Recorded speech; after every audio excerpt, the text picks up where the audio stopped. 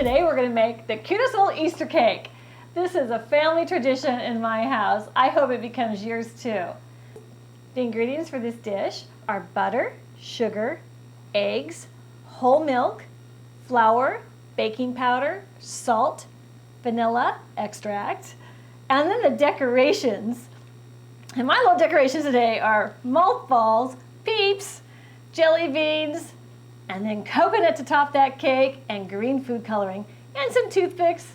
And all those little peeps and goodies are going to be sitting on a whipped cream frosting made out of whipped cream, sugar, vanilla, and a little bit of green food coloring. So let's get started. This is so much fun. You need 2 sticks of butter, and this has been softened and brought to room temperature, and that's 1 cup. So turn your mixer on and get air into your butter. If there's any hard spots in the butter that didn't quite come to room temperature, this creams the butter. It makes a beautiful velvety consistency for your cake. To our butter, we are adding 1 1/4 cups of regular granulated white sugar. Now, I'm going to cream the sugar into my butter. By mixing these first few steps, this is what's going to guarantee your beautiful velvet, homemade by scratch cake texture. We're adding 4 eggs today. There's 1, 2, 3, 4, and I always keep my little paper towel handy because it captures my little eggshells for the trash, and I get to clean up my fingers at the same time. Now we're going to mix up those eggs with our butter and sugar. After that combines, we're going to add 1 1/4 cups of whole milk to the recipe. Now I didn't have whole milk, so I cheated and put 2% with some cream that was in my fridge. I kind of eyeballed it. This is a classic vanilla cake recipe. And so to this, I'm adding 1 tablespoon of vanilla.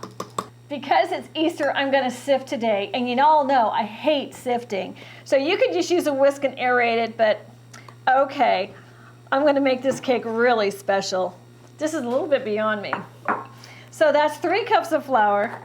I'm adding 1/2 teaspoon of salt and 1 tablespoon of baking powder. And I level it off with a little thing that comes with the can. I love that thing. There we go. Plop into that. And now let's sift that into a bowl. Or, you know what? You can just aerate it with one of these whisks. Now that's what it looks like sifting. It's always messy though. I'm just gonna have to buck up one of these days because I cook so much and just do it. But I've got another thing to clean, which doesn't make me happy. That's my biggest complaint. To our wet mixture, we're gonna add our dry mixture, a little bit at a time, until it's all in there. And at about the time you're done dumping it, it's done blending it. This cake is gonna be served in this pan, so all I really need to do is put some oil down so the pieces come out easy. I threw some corn oil, and I take a little paper towel and lightly smear it. I am not trying to pick up that oil and take it away from me.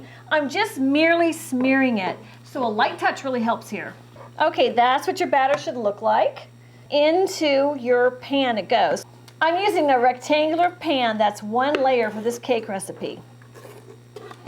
You could do a layer cake, which I've done, but I have so much fun decorating this that I want as much lawn as I can have to make my little bunnies hop along. Now smear your batter so it covers your whole pan and it's flat. You want it to cook evenly, and that's why you do this step. Okay, that looks pretty good. Into a preheated 350-degree oven, this is gonna go. Now this is gonna cook for about 40 minutes, but you should check it after 35. So we're getting together our frosting for our Easter cake, and today it's gonna be a really beautiful light whipped cream frosting. So I put in 1 1/2 cups of heavy whipping cream, 2 tablespoons sugar, 1 teaspoon vanilla extract goes in our mix. And now just a teensy bit of green food coloring, about 3 drops. And that's gonna stain, so be careful. Don't get it on your clothes. Now we're gonna turn our mixer on high to get all that air and whip it up really light, but I don't want that green food coloring splattering at me. It's gonna make a mess. So I'm putting a little raincoat on my mixer. And now I'm gonna turn it on. And don't forget to take a little peek to see when that's ready. It's ready. You can tell because it forms soft peaks. Oh man, it tastes delicious. So this is gonna be ready for my cake. I'm gonna keep it in my fridge until my cake has fully cooled down. Otherwise, that whipped cream will make a big wet mess. It'll look like a bunch of milk is dumped on the top of your cake. The timer went off. It's been 36 minutes. I think that thing is ready. I looked at it, I peeked. Toothpick is coming out clean. Time to take it out. We do not want a dry cake. We want a moist, flaky, delicious, velvety cake. Now that's got to sit and cool for at least an hour and a half till the next step.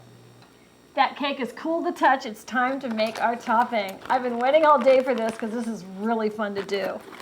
So I have sweetened shredded coconut. You'll need about half a bag for this recipe. Then you're going to add just about 5 drops of green food coloring. Toss it like a salad and mix up your green food coloring, and it's going to stick to those little flakes of coconut. Food coloring is just great. So here is our whipped cream that we made up in colored green, and I'm going to put it on top of the cake. This is going to be our frosting. It's a super fresh cake. This is just delicious. And just spread it evenly over your cake.